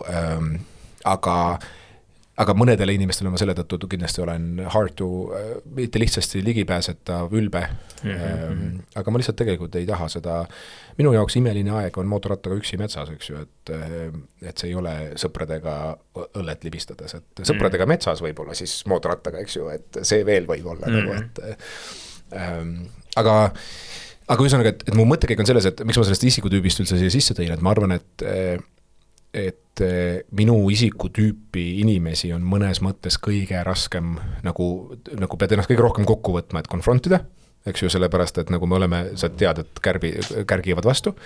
Ma ütleks, et vastupidi. No tegelikult on ka nii, kui sa oled seda teinud, et ma arvan, et tegelikult ongi, et enamus nagu nendest, ma isegi ütlen, et minu isikutüübile inimestel on müüa kõige lihtsam, sellepärast, et nagu nad esimesena pauguvad sulle vastu, aga nii kui sa sellest esimesest paugust üle lähed, siis nad vaatavad, okei, polegi päris papist poist, siis nad armastavad sind täiega, eks ju, aga mulle tundub, et meil on seda ühiskonnas väga palju puudu seda, et me ei taha teha neid raskeid vestlusi, kas siis on see sellepärast, et me ei ole head metoodikat. Pole õppinud, pole harjutanud, pole treeninud. No jah, aga vaat see ikkagi nõuab julgust nagu. Ma toon lemmiknäite sellest, mul oli aastaid tagasi, mul oli Šveitsis treener ja üks Leedu tüdruk tegelikult, kes Šveitsis elas. Ja meil oli Leedus suur treening ja ma isegi ei mäleta, mis see teema oli, aga ta tuli nii nunnusti mulle järgmises üks-ühele vestluses ja ma nägin, et ta oli ärev nagu ja ma mõtlesin, et miks ärev oled, siis ta nagu tuli ja siis ta kiitiski mind üles, ütles, et Andrus, et vaata need asjad on jumala hästi ja siis jumala hästi põhjendatud tõi välja, kuidas ma seal treeningu juures nagu oleks pidanud neid paari asja paremini tegema nagu. Aga ta selgelt ka, mul oligi see oli esimene kord, kui ta pidi mulle siis kui juhile negatiivselt tagasisidet andma see, et ta selgelt kartis, et äkki ma siis reageerin sellele kuidagi alasti. See on, ma siiamaani austan teda oluliselt rohkem selle tõttu, et ma alati tahan nagu muu hingest rääkisime ka, et mu hinge on täpselt siuke, kes ongi, et ta avalikult kaitseb mind, aga oma vahel ta ütleb otse, et Andrus oli üle piiri nagu. Ja seda ongi vaja. Seda me ju elus tahamegi nagu. No mina ütlen ka, et see mulle tundub endale seda, et kui ma ütlen ma õpetasin inimesi asju õhku laskma ja õpetasin lõhkainega käitlema. Nüüd kui ma mõtlen ajateenistuse peale, siis kapseldetonaator, kus on mingi 1 gramm lõhkainet sees, võib tunduda 1 gramm, mis see teeb, on ju, siis näidatakse sulle pilti, et kui sa selle suhu paned, siis sul on nägu on banaan, on ju, et tegelikult vägagi ohtlik. Siis nad on niisuguses topsi sees, mille sees on 10 tükki neid ja sa ükshaaval saad neid välja võtta selle jaoks, et süütederiga neid kokku ühendada, mis iganes on ju. Nüüd esimest korda, kui ma annan ajateenijatele või inimestele selle kätte, nagu siis ma tunnen, kuidas inimesed kardavad lihtsalt. Nüüd mina kartsin samamoodi, kui ma ajateenis, sest ma ei saanud aru, ma ei olnud teadlik. Nüüd, kui kerida edasi, ütleme 3, 4 või 5 või 6 aastat, siis need detonaatorid olid kõige ohutumad asjad üldse, millega ma tegelesin. Ja need olid täiesti ükskõik kus kohas ja täpselt nagu, mitte et ma muutusin lohakaks, või ma tegelikult sain aru, et nad ei ole üldse nii ohtlikud. Nad on ohtlikud inimese käes, kes ei oska ja kardab neid. Mitte selle käes, kes saab aru, mida sellega teha. Ja mulle tundub, et see raske vestlus tihtipeale on ka see, et ma kardan rohkem seda vestlust, sest kui ma päriselt lähen vestlema, siis tegelikult enamasti me just vestleme ära ja kurat, ei olnudki probleemi isegi üldse. Et see hirm on nagu suurem kui see päris. Ja kui sul on juht, kes ei suuda seda, kui sa tuled nagu hoolivalt, eks ju, miks ma sust hoolin, siis ma tulen nagu oma mustriga, ma toon 3 erineval korral dokumenteeritud teema. Et kui see juht selles situatsioonis ikka sulle pasunasse annab, siis nagu siis on sul vale juht ka nagu. Ehk siis kokkuvõttes on ju, et kui eelnima oli see, kus sinu juht tuli, rääkis sinuga on ju, ja nüüd sa räägid siis sellest, kuidas, kui ma adresseerin, et ma ei tea, ma peaks tagasi oma juhile andma stiilis ja nüüd sa seda teed kuidagi, siis seal on tegelikult ka samamoodi vajagi alguses üldse võib-olla kokku leppida, et kuule, kas sa tahaksid, kuidas ma sul tagasidet anda võiksin, kui mul on sulle midagi anda tagasidet, kui meil seda kokku leppinud, ma saan ise initsieerida seda. Ja siis ma hakkan seda infot viima ja see on täpselt samamoodi see sama eskaleerimine, nii nagu sina tegid seal, et esimene nädal panime kirja, teine nädal panime kirja, aga nüüd sa ei ole nagu jõupositsioonil enam on ju. Nüüd sa pead seda tegema taktitundelisemalt, strateegilisemalt võib-olla selle jaoks, et see asi jõuaks lõpuks kohale, aga mulle meeldib selle Patrick Lencioni nagu loogika on see, et 1 korral 10 su juht kuulab sind, 8 korral 10 ta kuulab sind, aga midagi ei juhtu, ei muutu ja 1 korral 10 sind lastakse lahti. Et sa pead selle võtma selle riski. Seal ongi see risk. Ja nüüd siis küsimus ongi, et kuidas sa üles suunas, mis su strateegia üles suunas on nii-öelda just siis eskaleerimises, kui esimene kord räägin, üritan ringiga, ei õnnestunud, teist korda lähen räägin ka, et kuidas sa üles suunas seda mõtleksid, on sul üles suunas ka mingi kogemusi või olnud? Kus sa pead sa läbi tegema niimoodi, et sa ei ole jõupositsioonil? No jõupositsiooni, kui sükest tegelikult ettevõttes, me oleme ettevõttes, eks ju, et kas see on üldse jõupositsioon? No nimetame natukene, et see võib tekitada, seal on mingi hierarhia või struktuur. No vaata, minu see point on selles, et 99% inimesi on head, eks ju, nagu 1% on psühhopaat ja need tuleks eraldada, aga ülejäänud on head. Ehk siis see juht ka, ja minu vaata, mulle meeldis keegi sotsiaalmeedias küsis, et mis sind kõige rohkem korporatiivmaailmas üllatas. Ja ta vastas, et nagu kõik me lihtsalt vingime kuidagi, et kõik arvame, et proovime ilgelt targad välja näha, aga nagu tegelikult ei tea, et ma just ühe vandenõuteoreetikuga rääkisin ja ta rääkis, kuidas kõik on siis ette planeeritud ja mul on nagu, et näita mulle seda süsteemi, mis suutis ette näha, et kui ma ei tea, et kui Saksamaa oma tuumajaamad ära andis, siis nagu Putin algusest peale planeeris 30 aastat joont nagu, et tagantjärele tarkus on, me kõik oleme kõvad tagantjärgi tarkuses, eks ju. Need üsnaga inimesed on head, nii et mu point on siis selles, et nagu, ja kui sa seda hoolivalt teed, et ma tulen nagu siis, nagu Remo, miks ma pean sust lugu, miks ma tahan su ettevõttes olla, mis me ühised väärtused on ja mis me ühine visioon on nagu. Miks ma tahan selles ettevõttes olla, eks ju. Ja nüüd ma toon nagu põhjendatult, ma ei kritiseeri sind kui isikut, ega ma ei proovi muuta seda, mida sa ei saa muuta. Eks ju, vaid ma toon väga konkreetselt nagu mis läks planeerimisprotsessis valesti või mida et sa ei vaadanud pikka pilti või lühikest pilti ja ma suudan selle 3 korraga ära tuua. Nagu, jällegi, et nagu ma ei ole väga kohanud veel inimest, kes selles situatsioonis ütleb, et ei, Andrus, sa oled täiesti jobu nagu, sul ei ole õigus, vaata, et nagu, et see tegelikult ei saa juhtuda. See on nagu, me kardame suuremat kolli, kui seal tegelikult on. Nüüd oled sa võtnud otsuse vastu ka, et tavai nüüd ongi ei saanud ja olemegi nii suured käärid, et tšaubaka või? Muidugi on. Et see mõttes, et kokkuvõttes on see, et sa pead inimesena ikkagi lõpuks otsustama millegi. Lõpuks sa pead otsustama, kas see on väärt seda või mitte. Millergi sa otsustad nagu, et sellepärast, et ta lihtsalt ei koopereeru, võimalik teine moodi, et ma solvun nüüd lihtsalt ja nüüd ütlen papapap. Solvumise peale ei tohi minna. Siis mina kaotaks kõik inimesed, kui ma kogu aeg keegi kogu aeg solvu mu peale. Ma ütlen selle kohta niimoodi. Mul oli, ma siiani mäletan, see oli mu 4. või 5. suvi raamatuid müüa ja mul oli üks tüdruk, kes oli muga just 3. suve nagu, või 4. suvele tulemas ja 3 suve ta ei olnud mul palju müünud nagu, ja mina juhina tundsin lihtsalt, et nagu sa kulutad nii, nagu ei ole mõtet tulla 13 tundi päevas, 6 päeva nädalas terve suvi tööd teha ja võlgu olla. Ei ole lihtsalt mõtet, et ma juhina ei teeni sind, kui ma su kaasa võtan, ma peaksin su koju jätma nagu. ja siis ma oma müügijuhilt, üks briti tüüp, kes kogu selle raamatumüügi üles ehitas, küsin ta käest, et millal sa inimestes alla annad? Ja siis tema vastus oli see, et siis, kui sa ise ka kaotad lootuse, et ta võiks muutuda. Et siis mitte siis, kui tema kaotab selle lootuse, vaid siis, kui sina kaotad selle lootuse. Et kui sa nüüd oled, ma olengi siis seda escalate'inud ja sa saadki aru, et see ei muutu. Ja siis eeldusel, et tema plussid ei kaalu ta miinused üle. Ja su riskid on, kui sa ise selle situatsioonis... No lootus tõenäoliselt kaobki siis, kui sa plussid ja miinused ja riski ei kaalu üle ju. No selles mõttes, et vaata, mu point ongi selles, et ega sa, Remo, sa võid loota, et ma pehmemaks lähen, ma ei lähe. Eks ju, et sa võid mind konfrontida palju tahad, see ei tule ära, eks ju. Unistus versus reaalsus ei... Ma lihtsalt loodan, et mu plussid kaaluvad mu miinused üle, eks ju, et siis mõttes, et see on nagu spetsiifiline detail, et okei, ma lasen sellest detailist lahti ja lähen järgmise juurde. Ja ma lasen sellest detailist lahti, sest nagu vaatamata, et see detail on tal väga nõrk, tal see detail, no ma ei tea, võta kõik kõik me oleme inimesed, kõigil on paradoksid, et nagu Steve Jobs oli ju elu paradoks, eks ju, et geenius küll, aga vaata kõigis teistes matkastes, eks ju, et nagu, et on väga okei, et sa teedki selle järeldusena, et selles valdkonnas ma ei saa sind austada.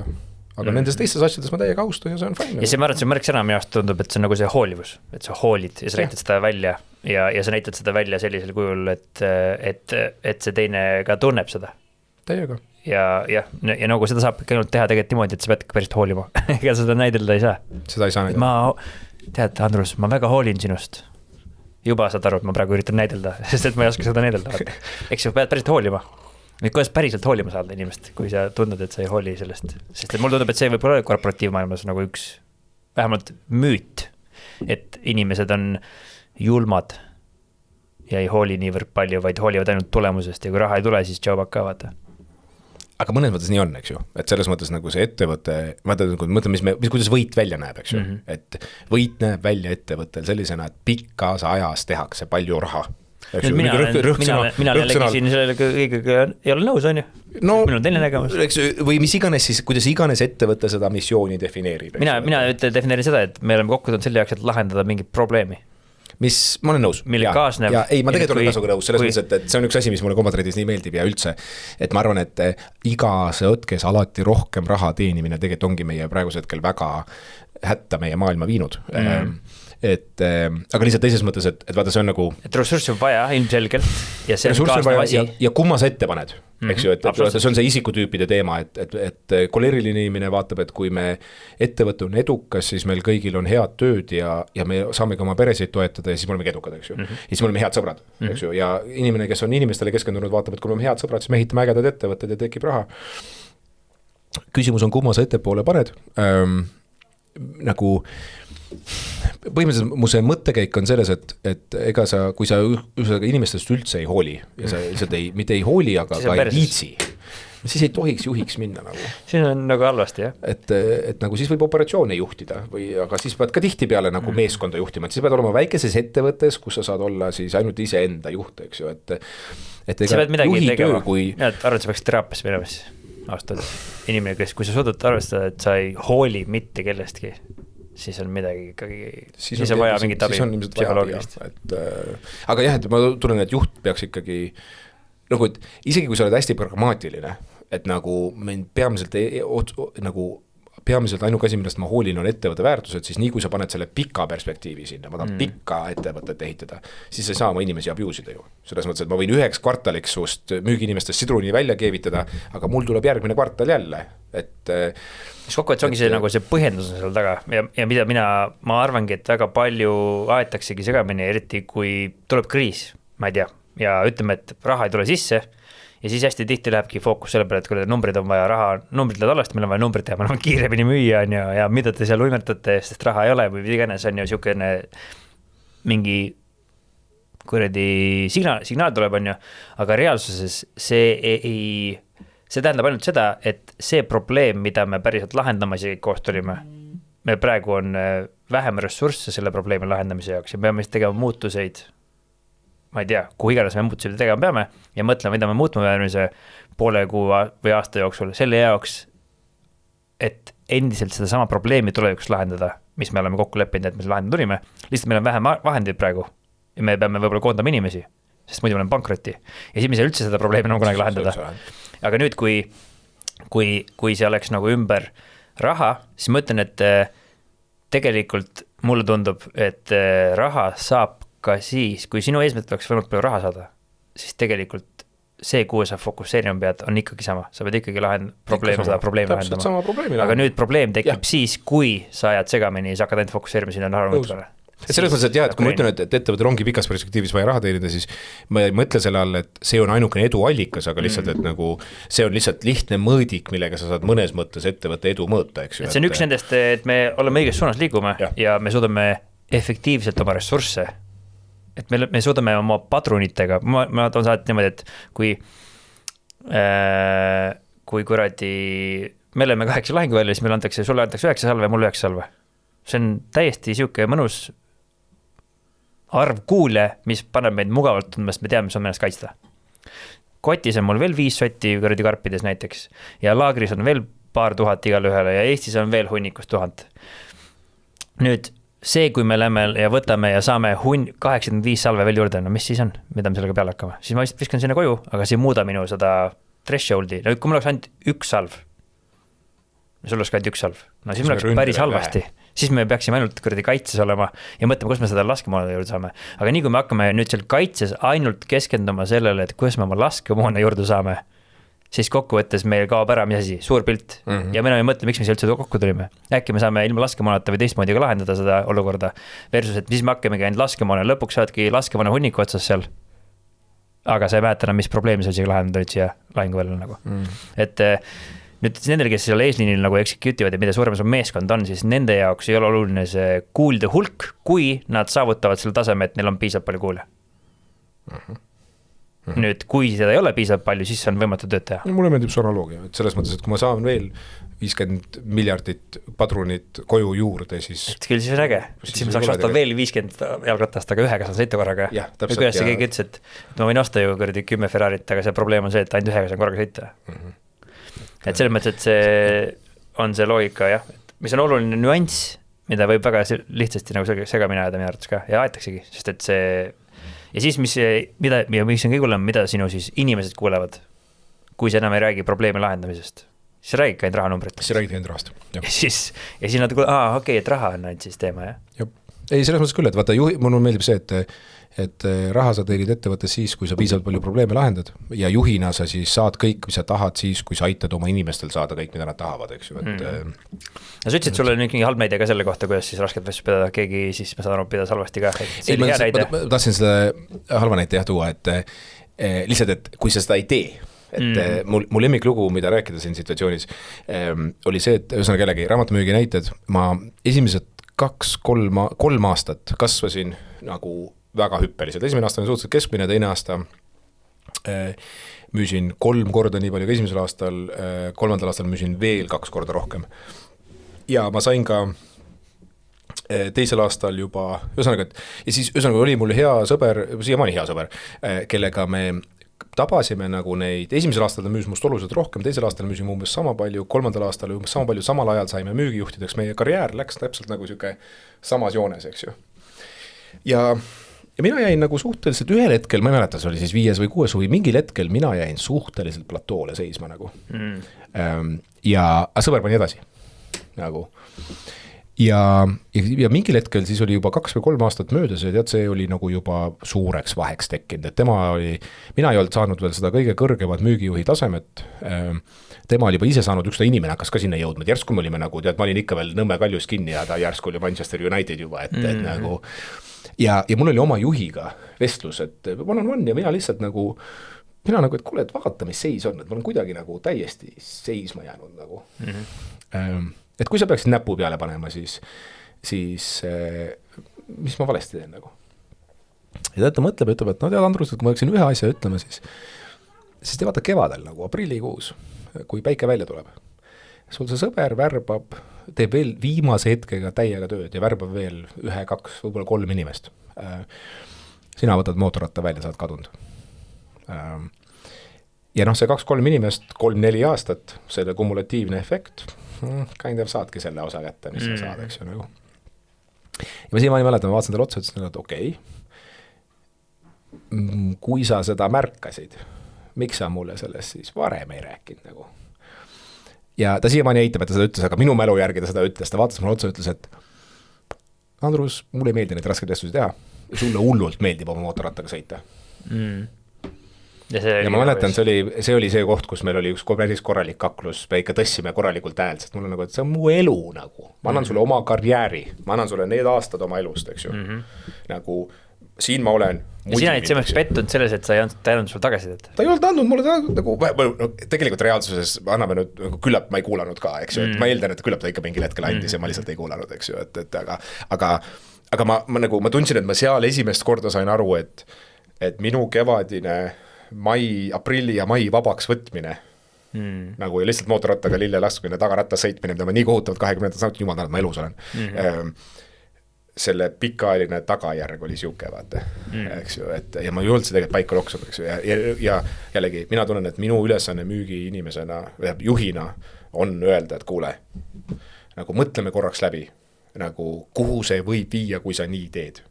Ja kas siin on mingisugune kompromiss, mida muuta, mida paremini teha, eks ju. Nüüd endiselt ennast tundes ma võib-olla oleks ikkagi selle mootorratta valinud, eks ju, et mootorratast peab ka saama sõita. See on nagu teadlik valik. See on teadlik valik. Ja, et see on okei täiesti, et kuule, mulle tundub, et sa vaatadki, et okei, ma oleks selle 2-3 inimest veel ära värvanud, aga tegelikult ma oleks olnud õnnetu. Jah. Ja noh, nii ilmselt oligi, et ma tegelikult väga nautsin oma mootorratta sõitu. Ja nüüd tagantjärgi, aga jällegi, et ma ei mäleta, ma tegin teadlikku valikut, eks ju. Ja siis ongi ma treenerina väga tihti. Tema tegi sinu eest otsuse ära justkui. Justkui. Ja tegelikult mitte ka teadlikult, ta lihtsalt ei tahtnud või noh, eeldame, et oli nii, võib-olla, eks ju. Ja mina treenerina hästi palju, ma ütlen, et kuule, et kui me alustasime, siis su eesmärgid olid siin, eks ju. Me leppisime kokku, et sisendid on ka siin. Praegusel hetkel su eesmärgid on siin, sisendid on siin, eks ju. Mina olen okei, kui me eesmärki langetame. Ma olen jumal okei, kui me sisendeid tõstame. Mõlemad on okei, mul ei ole okei see, et me ei räägi. Siis see peab olema nagu mingis mõttes väga nagu selge joondus, et kui sul on nii suur input, siis tõenäoline output on võimalik välja arvutada. No vaat see on nüüd müügi eripära, eks ju, et müügis on võimalik eurosid lugeda väga lihtsasti, noh, mitte nii lihtsasti, aga siiski. Et nagu sa saad panna selle ajaga võrduma, on ju. Et kui ma sul elu coachingut teen, siis mina ei oska hinnata, kui õnnelikult sa ennast nüüd siis tunned versus ilma minuta, eks ju. No mina ütleks, et sa pead sinna ise, mina ise tegin seda niimoodi, et ma lõin endale mingisuguse mõõdiku. Et kas ma täna tunnen ennast õnnelikult 1-5-ni? Okei, tunnen. Kas ma täna tunnen 1-5-ni, et ma olen tööks piisad nagu sidrun? Tunnen. Ja viimane, kas mu rahaline seis läks paremaks? Oli minu 3 mõõdikut, millega ma võrdlesin kõiki muid aspekte. Vaatasin seal, täna ei käinud Tinderis, on ju, see panin 1, sest et mul tol hetkel oli partnerit ja see oli minu jaoks üks oluline asi, et mul on vaja mingit kaaslast. Ja siis ma hakkasin sinna panema 3. Siis vaatasin, et kurat, trend oli see, et nüüd hakkasin ma õhtul olema 4 olin, mitte ei olnud 4-5, vaid 5-5. Ma tundsin ennast õnnelikult, lihtsalt tunne. Ja nüüd, kui ma seda pool aastat tegin, ma tegin pool aastat siukest asja, et ma paningi 1-5-ni nagu numbrid 4 paketisse, seal oli mingi 15 asja ja lõpuks need olid 3 asja, mille vastu ma nagu mõõtsin, sest minu jaoks oli oluline, et ma ka iga päev anna endast kõik. Ja see oli see sidruni lause seal. Et kui ma panin sinna, et täna õhtul, tegelikult ma lihtsalt panin lohet, vaata.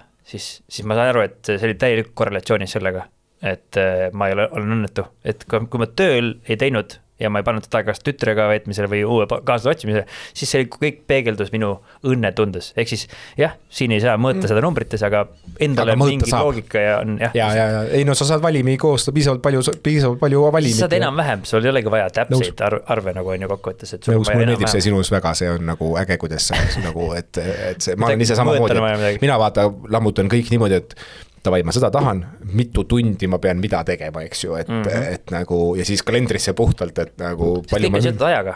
Kõik on seotud ajaga. Ja midagi ei ole teha. Aeg on üldse see, kui sa seda ka ei mõõda, nagu kuidas sa siis aru saad. Nagu, et sa pead vähemalt vahepeal aru saama, et mitu kalorit sa tarbid ja kuhu su kalorid nagu lähevad, on ju. Sest aeg on nagu see, et kui esimene koht, ma kujutan ette, sa ju tead ise ka, et esimene koht, kuhu hästi tihti vaatan peab, ongi see, et kuhu inimese aeg läheb. Ja kui sa sinna vaatad, siis sa alati peaaegu leiad midagi, mis lappab nagu on ju. Ja siis sa pead tegema selle raske vestluse, et kuule, eesmärk on siuke, aga aeg läheb sinna. Ja nüüd mulle tundub, et mis on võib-olla müügiinimeste puhul on jällegi see maailm, mis võib-olla lihtsalt praegusel hetkel mõeldes esimest korda selle peale, et teil ei ole neid rasked vestluseid nii raske pidada, miks, sest et kui te olete müügimehed, siis te juba harjutate oma musklit raskete kõnedega niikuinii, noh. Täiega, kui see on hea point, see on meil täitsa katmata osa praegult. Et see mõttes, et see hakkab sealt ju pihta mingis mõttes, see näitab ka, et kui mul on raske telefoni võtta, kellegi helistada lihtsalt niisama, siis tegelikult ma ütleks, et sul võib olla korrelatsioon, sest mul on päris raske ka minna kellegi üldse midagi ütlema talle. Tead, ma isegi läheks kaugemale, müügis veel rohkem raske vestlus on see, et vaata müüa saab kahte moodi, saab müüa sellega, et vaata kui äge toode mul on. Ja siis saab müüa sellega, et vaata kui suur mure sul on, mida ma saan lahendada. Ja see murega müümine, valuga müümine on väga palju efektiivsem kui see, mul on äge toode müümine, eks ju. Meid ka Combat-Readis ei võta appi sellepärast, et hullult äge lahingmatk on, eks ju. Ma alati müügivestluses ütlen ka, et nagu kui sa tahad lihtsalt meestega suvepäevadel midagi ägedat teha, siis mul on kaugelt liiga kallid, nagu kui sa tahad midagi ägedat teha, millel on mingi sisu ka, mis päriselt ettevõtet paremaks teeb, siis on mõtet meid tellida, eks ju. Aga nii, et räägi mulle parem, mis valukohad on, kus su meeskond, kas te olete silodes, kas te ei räägi, kas kommunikatsioon on paigast ära, kas vastutust ei võeta, kas nad halvasti lähevad, eks ju. Aga selleks, et neid küsida, nagu sa pead müügivestluses olema okei küsima raskeid küsimusi. Et nagu sa küsidki, nagu, et kuule, nagu ma mäletan siiamaani ühte juhti, kelle puhul ta rääkis, kuidas seis on, et järk-järgult nagu müük on hakanud, nagu järk-järgult turg on lihtsalt meie vastu, meil läheb kogu aeg natukene, meil on nagu tuled põlevad ja palgad on makstud, aga mõnes mõttes kogu aeg läheb järjest vähem kasumit, eks ju. Ja see on nagu, sa näed, et inimene on mures, siin on nii lihtne see situatsioon võtta ja öelda, et no jah, aga küll tuleb paremini nagu. Eks ju, ja müügime inimene peab tegema risti vastupidi, mina vaatasin talle otsa, ütlen, et no ausalt, läheb uni ka ära aegalt või. Et kas hoiab sind öösel üleval ka, või kui suur see mure on nagu. Ja see juht konkreetselt ütles, et kui ma aussuvast tulen, siis ma mõnikord olen öösel üleval, mõtlen, et ma ei taha, et minu põlvkonna ajal, et minu valve ajal see ettevõtte kinni ennast paneme nagu. See oli 3. või 4. põlvkonda, üks Eesti pigem vanema poolsem ettevõte, eks ju. Et selles mõttes sa pead müügis mulle kunagi müügijuht ütles sulle tõesti, et müügis olemine tähendab seda, et sa tunned ennast mugavalt, panna inimesi tundma ebamugavalt. Et nagu sa pead sellest valust rääkima. Inimesed ostavad siis, kui valu sinu tootest maksmine seal on väiksem kui see, kui valu ilma su tootete olemisel. Eks ju, et nagu valu on igal juhul. Kas ma ostan su toote, selle eest maksmine on valus. Ainukene viis, mida ma seda teen, on siis, kui see ilma selleta olemine on veel valusam. Ja siis sa müüginimesena pead nagu tooma selle valu välja. See et raske vestluste pidaja mingis mõttes ongi müügimees. Ongi, räägime sellest nagu. On see siis idee, on see mõte, on see, ma ei tea, küsimus, tegelikult lähed küsima. Müügis on ka küsimus. Sest kui tal muret ei ole, siis sul ei ole mõtet ju müüa. Sa ei aitada, siis sa ei seda aitada. Aga siis sa peadki selle valguse nii-öelda, mina kutsun seda valguse peale pööramiseks, et nagu vaatame selle korraks otsa, et nagu müügid on alla läinud aastaid ja aastaid ja aastaid. Mis siis, kui mitte midagi ei muutu? Keri 5 aastat edasi praegusest hetkest. Ehk siis sa ikkagi sa saad tagajärgesid tunnid. Nagu, et mis on potentsiaalsed tagajärjed, kui see asi edasi jätkub, mis sul praegu siin toimub, on ju. Et selles mõttes nagu... Tõstad seda suurendad. Aga vaata, lihtsalt, ma ei tea, kas oled mõtiskanud selle peale, me võime eraldi sellest, peaks meie müügi podcasti tegema, arvan, aga et kui tihti nagu me vaatame müüki valesti selle mõttega, et me vaatame, et müüki, et sa pead olema selline sõbralik inimene, kes on ekstrovertne ja lobamokk ja räägib, kui äge mu see toode on, eks ju. Ja tegelikult mul üks juht ütles tõesti, et introverdid teevad paremad müügimehed, sest need kuulavad.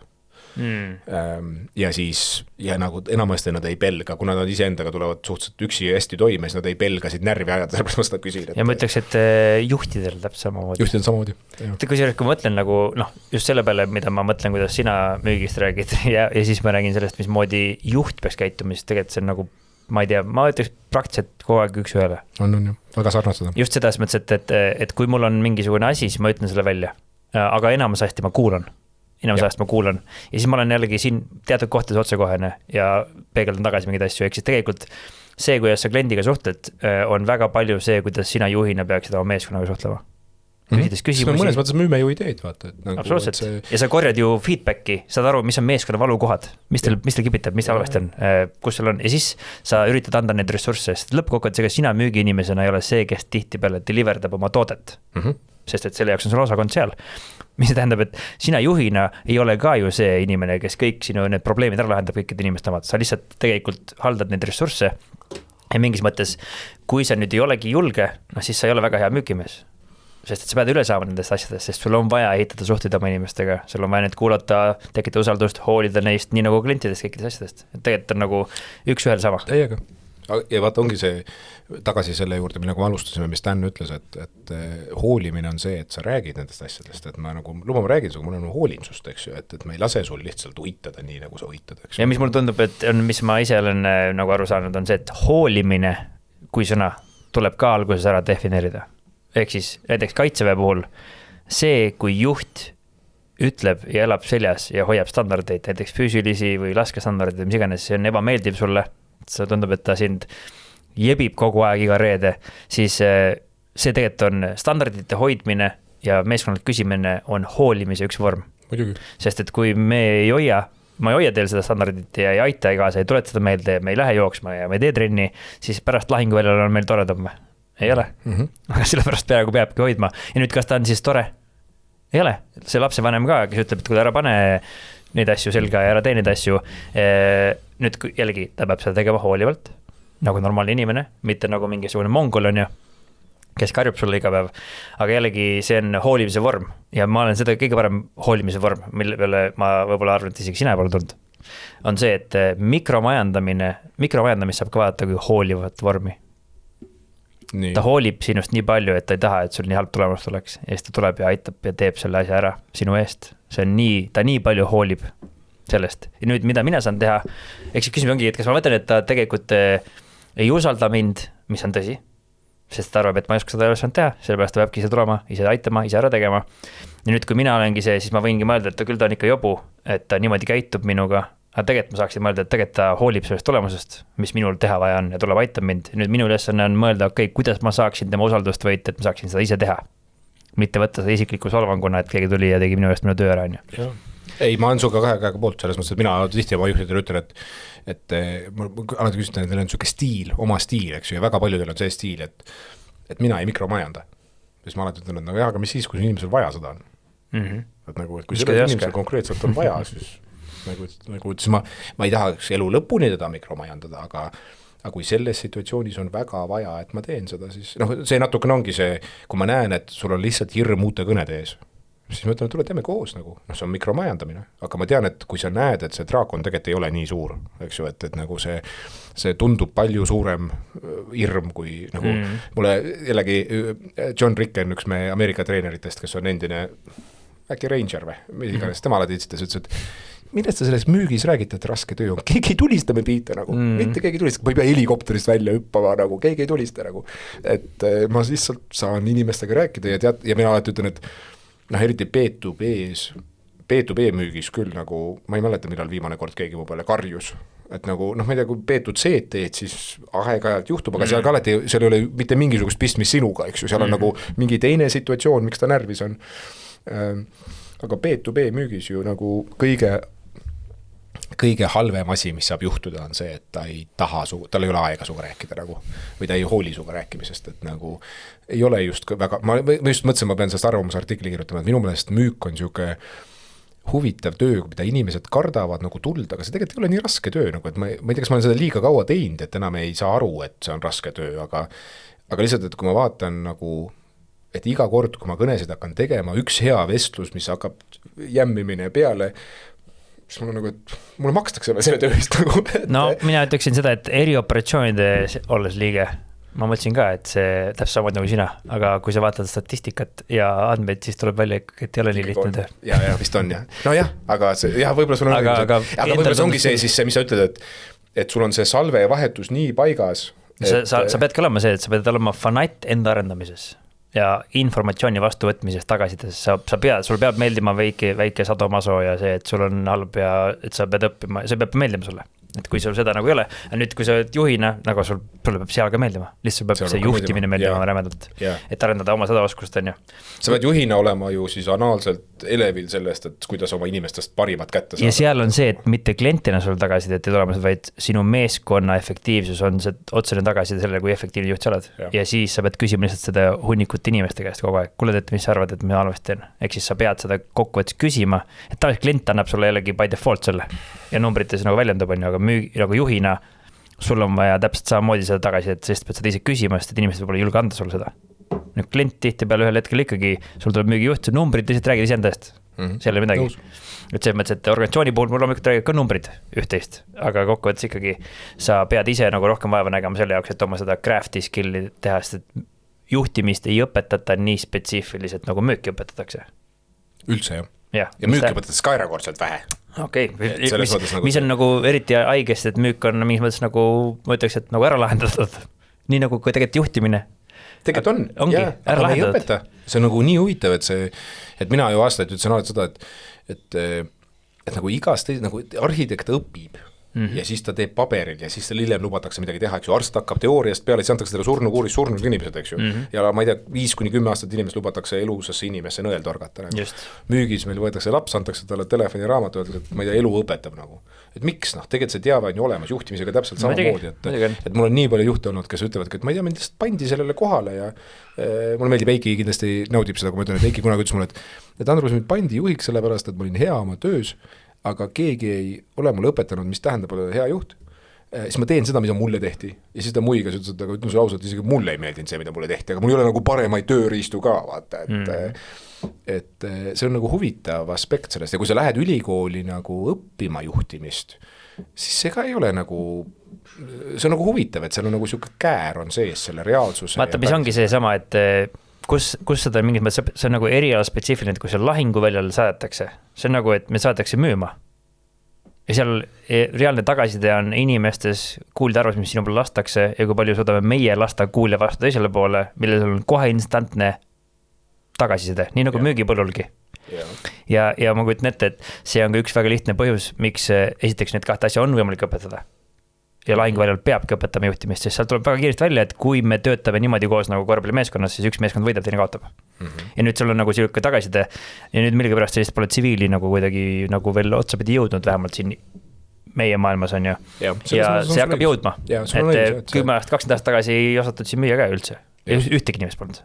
Miks? Sest et kõik müügiinimesed olid, kes ei olnudki, siin ei olnud vaja müüa, sest kõik oli riigi oma, mida sa ikka müüd, siin ei midagi vaja müüa. Et see mõttes, et see tuleb jällegi ajaga. Ja meie muudame seda. Milles kühvel, me oleme eesrindlikud selles osas, jah. Ma arvan, see on hea koht, millega joon alla tõmmata. Ja, et võib-olla viimane asi, siis mõtleme selle peale, mis see rasket vestluse kokkuvõtteks, mis siis teeb ühe vestluse lõpuks ikkagi raskeks? Mul on oma mõte, mis sinu mõte on? Minu mõte on, ma arvan ikkagi see, et esiteks sa ei taha olla see bad guy, kes seda vestlust teeb ja tegelikult sa peaksid aru saama, et sa tegelikult oled see good guy, kui sa seda vestlust teed. Teine asi on, mis ma olen märganud, see on võib-olla uus mõte siia, et meil ei ole, tihtipeale mina näen, et meil ei ole juhtidel süsteemi kirja panna asju, nad ei märka mustreid. Et nagu CRM, meil vaata müügis on meil vähemalt CRM, ma saan näha, et kui ma sulle 4 korda ei ole helistanud, 4 korda Remo sama toru vastu ei võta, ma olen sulle 3 sõnumit ka saatnud. No ma vaatan seda mustrit ja ütlen, et Remo ei taha muga rääkida. See on ilmselt ei, eks ju. Aga juhtimises ma tunnen, et nagu me teeme oma one-on-one, ma näen väga palju juhte, kes järgmiseks one-on-one'iks ei mäleta, millest nad eelmine kord rääkisid. Järjepidevust ei ole, sul ei ole võimet midagi mäletada. Nii et siis, ühesõnaga, see tegelikult oli uus info, nii et kokku võtta siis see, et sa tahad, saad aru, et see on hea, et sa seda teed, tee seda hoolivalt ja nunnusti ja otsi oma mustreid. Mina ütlen, et need on rasked eelkõige sellepärast, et sa ei ole piisavalt palju trenni teinud. Sul pole väljaõpet, et ilmselgelt terava moonaga lasta esimest korda ongi hirmus. Ja sellepärast ongi kõigepealt paukmoonaga, siis kuivtrenni, siis antakse sulle 1 salv kätte ja siis alles lähed põrkama. Ja siis, kui sa juba oled 10 aastat põrkanud, siis mõtled, mida on. Aga kui sa näed uut inimest, kel antakse relv kätte päris moonaga, kes ta lihtsalt väriseb üle keha kas või. Sest et ta saab aru, et see on johtlik, aga oht on ainult selles sinu peas. Ja see on tegelikult jumala hea mõte, sest vaata müügis on täpselt samamoodi, et mina alguses ütlen, et alguses ma annan sulle nagu siis müügiteksti, kirjutame selle koos välja, kirjutame selle loo välja, eks see on siis su paukpadrun, et loe seda siis maha. Paintballi relv, eks ju, ja siis ühel hetkel, ja siis sa harjutad seda mulle ja me harjutame seda läbi ja siis saad päris inimesele helistada ja alguses esimene on väga, väga hirmus, aga siis ühel hetkel ei ole, eks ju, ja tegelikult juhtimises samamoodi, et võtta siis kui sa näed, et sul on selle inimesega muster, võta siis ette ja kirjuta välja see, miks sa teda vastu hoolid, mida sa, nagu kuidas sa tõestad talle ära, et on mure, kuidas sa müüd selle mõtte ära, et on mure, milline ideaalne lahinguplaan sinu mõttes on, et seda muret lahendada ja ja mine peale. Ja mis on veel hea asi selle juures on see, et alguses esimest korda ei oska mitte keegi lasta. Ei oska, jah. Fakt. Ja siis ongi küsimus, et kui palju sa sealt treeningut sinna paned, kes on sinu mentorid, kes õpetavad laskmist, sest et ma võin siin õpetada laskmist ka väga valesti, sest ma ei oska õpetada. Ja tuleb leida lihtsalt õige trenn, õige koht ja kui sa tahad siis seda kõike teha, siis trenn on õige sõna. Seda on vaja pidevalt treenida, sest see muidu ei tule. Võt. Davai, tšau. Kui see, mida sa vaatasid või kuulasid, oli kasulik sulle, siis kindlasti hakka meie jälgijaks, subscribe'i ja pane endale meeltuletus, sest et iga teisipäev kell 12.00 on meil siin lühike õpiamps tulemas, mida sa saad vaadata. Ja igal laupäev kell 10 on siis selline pikk vestlus, pikemas formaadis, kus me räägime juhtimisest, ärist, elust ja kõigest muust paremast, mis pähe tuleb. Nüüd kõige olulisem sõnum minul sinule tegelikult on see, et ma sooviks, et sa mõtleksid ise, et tavaliselt öeldakse, et vaata järgmist videot ja klikid siia või kuhu iganes kohta, siis mina ütlen, et enne kui sa kuhu üldse klikkima hakkad, siis mõtle, kas sul on päriselt seda asja vaja. Sest tõenäosus on see, et see, miks sa sinna järgmisele videole klikid, on juba vabandus. Ja mille koht see vabandus on, ehk siis sa tahad õppida juurde, aga tegelikult sa juba tead, sa oled ära õppinud kõik asjad ja sul oleks vaja tegutsema hakata, mitte siin üldse rohkem videosid vaadata. Ja kuna see algoritm on niivõrd võimas, ma ise olen lasknud selle ennast juhtida ja tõenäoliselt lasen ka tulevikus, sest see on lihtsalt niivõrd efektiivselt üles ehitatud. Aga mina ei taha lasta algoritmil oma elu juhtida ja ma loodan, et sina ka ei taha. Ja emotsioonid on lühiajaline mõtle, et emotsiooni peale klikkida seda järgmist videot ei ole väga kasulik pikaajaline otsus. Ehk järg laske oma taktikalisel mõtlemisel üle võtta, sellel emotsionaalsel mõtlemisel, vaid laske oma tugevusel tõusta välja, ehk siis mõttevõimel ja tehke strateegilisi otsuseid. Et iga inimene on kindral ja sõdur samal ajal, et peab mõtlema ja tegutsema nagu sõdur siin taktikalisel levelil, aga strateegilise eesmärkide nimel. Ehk siis mis on need asjad, mida te päriselt tahate elus saavutada? Te tõenäoliselt ei saavuta neid siin internetis. Eks järgi muutuge robotiteks, see oleks kõige hullem asi, ärge laske seda vabadust endalt ära võtta, seda on lihtne ära võtta, sest et me võitleme väga efektiivsete vastaste vastu nii-öelda, või vähemalt mina võitlen oma peas. Ja kui te aga ikkagi otsustate, et teil on vaja hädasti ikkagi õppida ja te tahate siin internetis aega veeta, siis mõningad viisid on selle jaoks veel olemas, ehk siis meil on olemas ka süsteemne võimalus õppida juhtimist või üldse seda, mida me räägime, kuidas vastutust võtta, kuidas tagasisidet anda, kuidas suhelda, kuidas suhteid ehitada, kõik seda muud on võimalik õppida süsteemselt siis meie akadeemiast. Ja kui teil on küsimusi, siis kindlasti kirjutage kõik lingid, mida me kõike veel teeme. Me teeme noortele asju, me teeme täiskasvanute asju, me teeme internetis asju, me teeme päris elus asju. Kõik need lingid on video all ja sealt leiate informatsiooni, keda huvitab. Ja minu viimane lõpusõnum on see, et internet ei ole elu. YouTube ei ole elu, Spotify ei ole elu, mitte kusagil mujal ei ole elu kui päris elus. Nii et minu soovitus on teile, et õppige siit, leidke võimalik kiiresti need vastused ja siis minge rakendama neid, sest et ainukene viis tagasi, et saada on päris elust. Ja siis, kui te tegutsete. Senikaua, kui te olete siin, siis te lihtsalt tarbite. Ja kui te tarbite, siis see on okei. Kui see on teadlik otsus, kui see ei ole teadlik otsus, siis nüüd tehke teadlik otsus ja liikuge välja päris lahinguväljale. Vaat, see ongi minu sõnum. Edu teile!